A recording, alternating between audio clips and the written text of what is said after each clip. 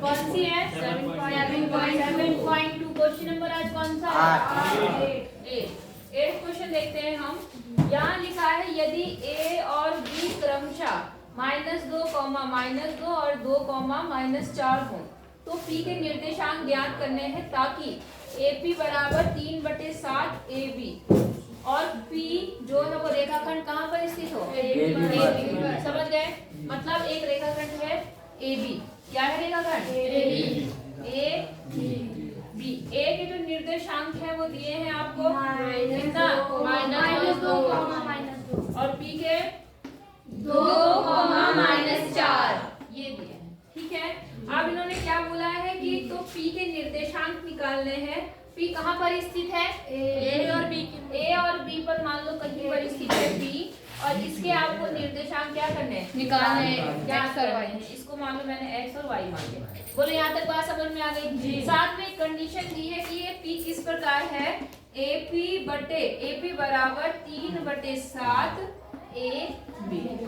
ठीक है, आपको ये पता है कि जब भी आपको विभाजन बिंदु मतलब जो बीच में कोई बिंदु है उसके निर्देशांक निकालने होते हैं तो आपको विभाजन सूत्र का प्रयोग करना पड़ता है। हाँ या ना? अब विभाजन सूत्र आपको पता है? एक बच्चा खड़ा होकर बताओ विभाजन सूत्र क्या होता है? हाँ बताओ। M1 plus x2 M1 x2 plus M2 x1 upon M plus M1 plus M2। ये क्या चीज है? विभाजन सूत्र जी। किसका? कौन सी निर्देशांक के लिए? x निर्देशांक का ये हो गया। ऐसे ही y निर्देशांक का भी होता है। क्या होता है y निर्देशांक का? M1 y2 plus M2 y1 upon M1 plus M2। कितना होता है? अब आपको पता है x1 x2 पहले बिंदु, x1 y1 पहला बिंदु और x2 y2 दूसरा बिंदु। बैठ जाओ। इतनी बात समझ में आ गई आपको? लेकिन आपने विभाजन सूत्र में देखा वहाँ पर एक चीज है M1 और M2। क्या M1 M2 यहाँ पे दे रखा? नहीं दे रखा, लेकिन उसकी जगह एक हिंट दे रखी है। बात समझ में आ गई? क्या हिंट है जरा ध्यान से देखो। AP कहाँ से कहाँ तक है? ये है AP और AB क्या है? ये पूरा। इनका रेशियो दे रखा। इनका क्या दे रखा? तो हम छोटा सा काम करते हैं, हम एक काम करते हैं AP कर देते हैं, इसको 3/7 अभी ऐसे रहने देते हैं और AB की जगह पे अगर हमें PB कर देते हैं तो ज्यादा अच्छा नहीं रहता? तो AP को मैं क्या लिख सकती हूँ? AB को PB बस खाली PB AP प्लस PB ये लिख सकती हूँ मैं। ठीक है, मैंने यहाँ लिख दिया AP प्लस PB। बोलो बात समझ में आई? ऐसा हम क्यों कर रहे हैं अभी आपको पता चलेगा कि हम इसका इतना और इतने का अनुपात निकालना चाह रहे, मतलब M1 और M2 निकालना चाह रहे। बात समझ में आ गई आपको? तो ठीक है, यहाँ पर कितना हो गया? आप देखो 7 यहाँ डिवाइड में जरा के मल्टीप्लाई हो गया तो 7AP बराबर कितना हो गया? 3AP प्लस कितना? 3PB। यहाँ तक बात समझ में आ गई? अब देखो यहाँ पर AP है, यहाँ पर AP है, ये प्लस में इधर आके क्या होगा? माइनस। कितना आ जाएगा?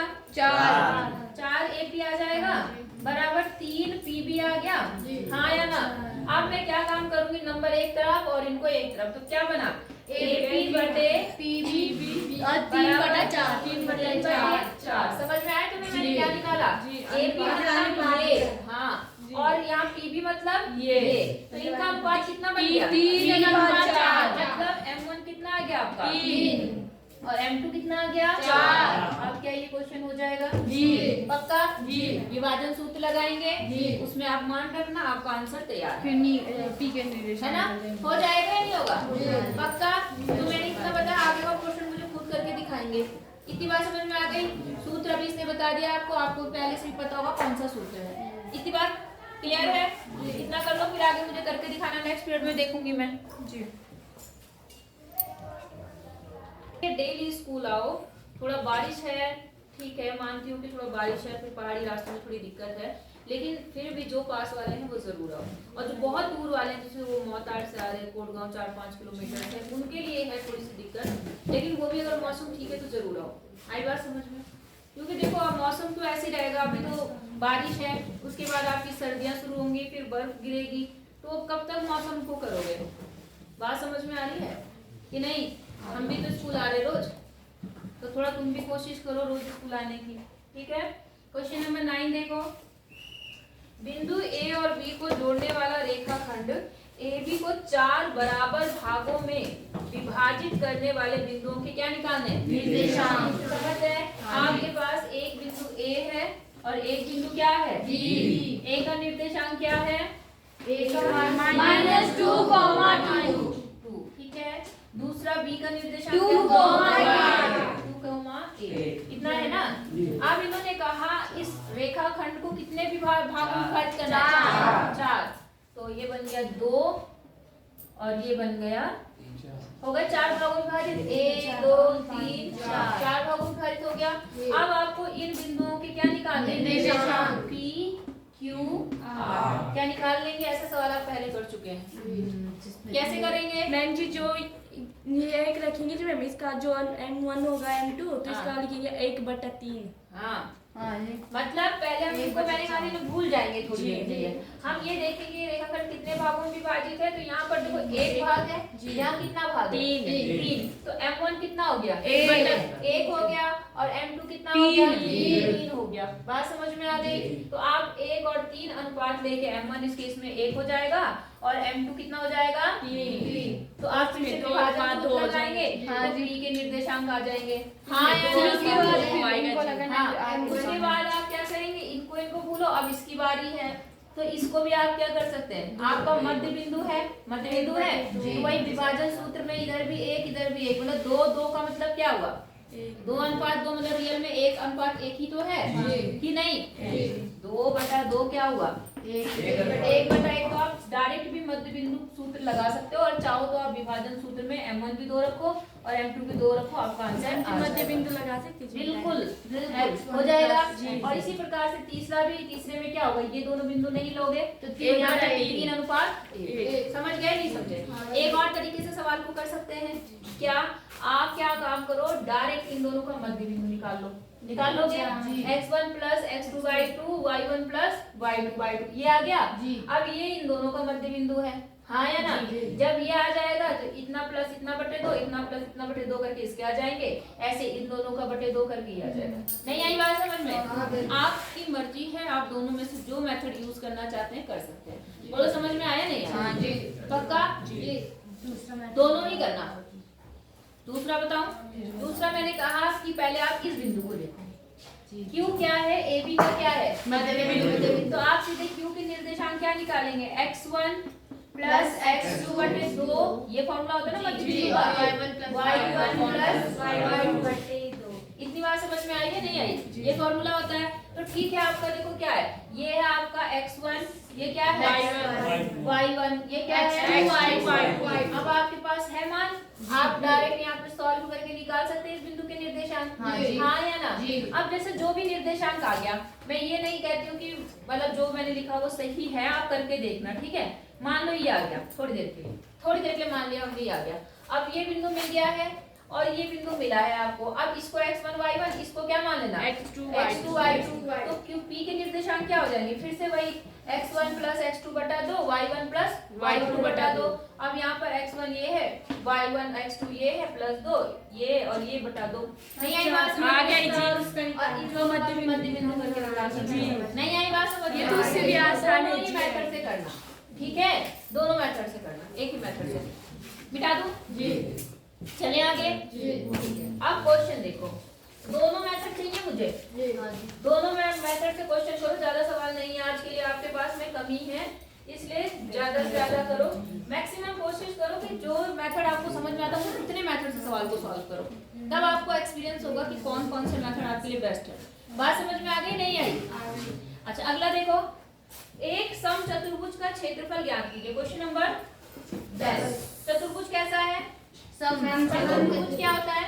जिसकी चारों बराबर होती है, चारों भुजाएं बराबर होती हैं और साथ में कुछ और भी होता है, मैम जी क्या करते हैं? समद्विभाजित करते हैं, है ना? वर्ग में और समचतुर्भुज में क्या अंतर है? वर्ग में और समचतुर्भुज में जी वर्ग इसके आमने मैम जी वर्ग के जो विकर्ण होते हैं वो बराबर होते हैं और इसके असमान। हाँ, इसके विकर्ण छोटे बड़े हैं जी, ये बड़ा है ये छोटा है। वर्ग के विकर्ण क्या होंगे? बराबर। और साथ में क्या? उसकी चारों अरे चारों भी तो इसकी भी है। कोण कोण क्या है बताओ? उसके कोण चारों बराबर होते हैं। चारों कोण बराबर होते हैं और कितने होते हैं? 90। समझ गए ना? वर्ग में चारों कोण बराबर होते हैं, साथ में प्रत्येक कोण 90 डिग्री होता है।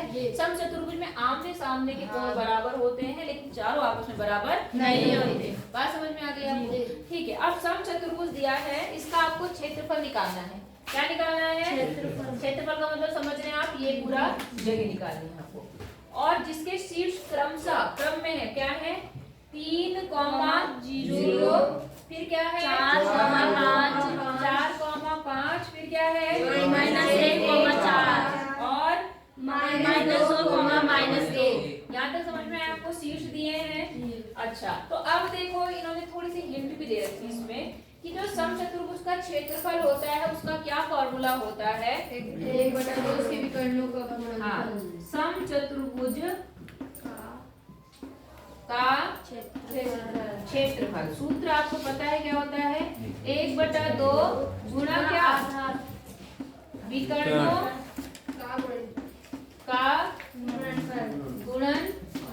थोड़ा सा ये आपको याद रखना पड़ेगा। बोलो, बात समझ में आ गई? अब 1/2 तो ठीक है, हाँ या ना? विकर्णों का क्षेत्रफल मतलब पहले आपको विकर्ण पता होने चाहिए, ये विकर्ण और ये विकर्ण। बात समझ में आ गई? मान लो ये A है, ये B है, C और D। तो पहले आपको क्या निकालना पड़ेगा बताओ? विकर्ण A से निकालना पड़ेगा और दूसरा क्या निकालना पड़ेगा? BD निकालना पड़ेगा, हाँ या ना? तो दो बिंदुओं के बीच की दूरी क्या होती है? दो बिंदुओं के बीच की दूरी मध्य बिंदु। क्यों? ये विकर्ण की लंबाई कैसे निकलेगी? कौन से सूत्र से? दूरी सूत्र से निकलेगी ना? नहीं समझ में आ रहा? हाँ जी, आ रहा है जी। बहुत आसान चीज है, पता नहीं आजकल 10th क्लास का लेवल इतना नीचे कैसे गिर सकता है। सच बता रही हूँ, हमने भी बहुत प्राचीन काल में 10th नहीं किया था, लेकिन अब भी देखो तुम्हारे हाल देखो और हमारे को, मतलब ऐसा लगता है कि बस छोटे बच्चे बैठे होंगे जिन्हें कुछ नहीं पता दिन दुनिया का। इसका कारण ये नहीं है कि तुम्हारा दिमाग खत्म है, इसका कारण ये है कि तुम अपनी क्लास में रेगुलर नहीं हो और अपने घर में जाके सवालों को दोबारा प्रैक्टिस नहीं करते हो। जो सवाल दिए जा रहे हैं उनको बस लापरवाही से इधर उधर से कर लिए, बस हो गया। बात समझ में आ रही है? इसमें कुछ भी ऐसी बड़ी चीज नहीं है। सूत्र मेन था, सूत्र आपको मिल गया, तब तो आपको बोलना चाहिए था कि हम खुद कर लेंगे, और तभी भी तुम्हें इतना कंफ्यूजन हो रहा। क्या बोल रहा है? यहाँ पे विकर्णों का गुणनफल बोल रहा ना। अब विकर्ण कैसे निकलेंगे भाई? दूरी सूत्र से निकलेंगे। दूरी सूत्र क्या होता है?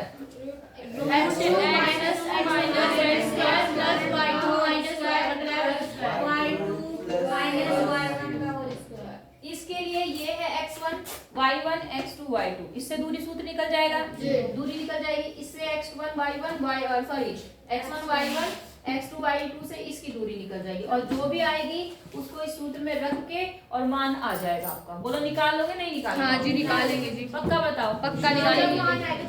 कौन निकालेंगे? यहाँ पर आके आओ, आओ चल तुम ही आओ, थोड़ा फास्ट करना।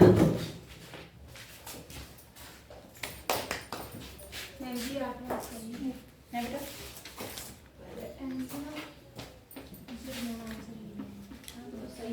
कुछ नहीं है, बस ज़्यादा कुछ नहीं है। हाँ बस ठीक है, आंसर आया ना? जी ठीक है, कैलकुलेशन सही होनी चाहिए बस। 8वें का आगे आंसर सही है। कौन सा? दिखाओ।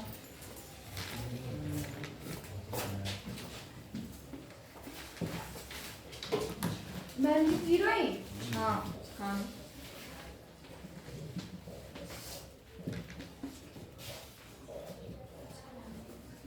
यहाँ ये माइनस में, दोनों माइनस में, ये माइनस में 4। मैं इसी में निकाल रही हूँ। अच्छा 4 माइनस 2 नहीं है ना? अब तुमने कुछ चक्कर में यहाँ पर गलती कर दी। ये देखो माइनस लिखा ना, भले से तुमने यहाँ पर पता नहीं कौन सा कैलकुलेशन करी कि प्लस कर दिया। माइनस को प्लस से गुणा करते तो क्या होता? माइनस होता ना। समझ में आ रही कमी? बाकी तो ठीक है। ये भी आप देखो, एक और कमी। बड़ा कौन है? 8 या 6? तो चिन्ह किसका लिया जाएगा? सब भूल गए, बाकी सही करते हैं। कैलकुलेशन ठीक करो, बाकी और कुछ नहीं, बाकी कुछ नहीं। 16 दूनी में थोड़ी करेंगे। मैं अपने कम सीधा प्रैक्टिस आके 16 लिख सकते हैं। क्यों 16 कैसे लिखेंगे? 16 का वर्गमूल क्या 16 आएगा? ये गलती जल्दबाजी में वहाँ बिल्कुल मत करना, समझ में आ रही बात?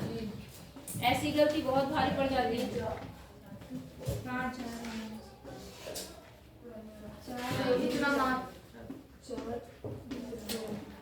हाँ ठीक है, अगला निकालो। अगला निकालो। AC निकल गया, अब BD निकालो। तुम कर रहे हो? जो दिक्कत नहीं आ रहा बताओ। सूत्र बार बार लगाने की जरूरत नहीं होती है। अगर आपने एक बार सूत्र लिख दिया तो आप बार बार ना लिखो, तभी बीच काम चल जाएगा। ठीक है? हाँ।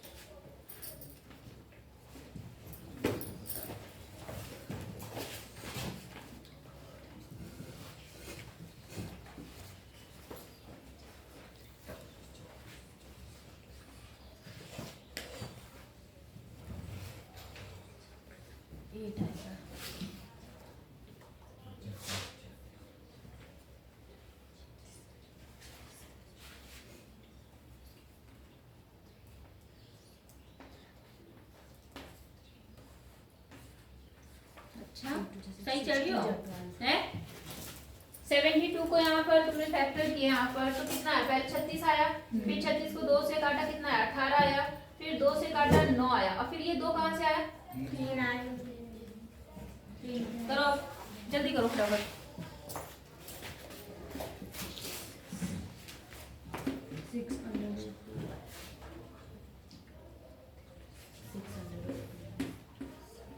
कितना आ गया? 6√2। ठीक है, एक आया आपका 4√2 और एक कितना है? 6√2। अब सूत्र पता है, समचतुर्भुज का क्षेत्रफल बराबर 1/2 विकर्णों का गुणनफल। अब डायरेक्ट लिखो यहाँ पर क्षेत्रफल बराबर कितना आएगा? 1/2 और विकर्ण लिखो कौन कौन से? हाँ, और क्या? गुणनफल क्या होता है?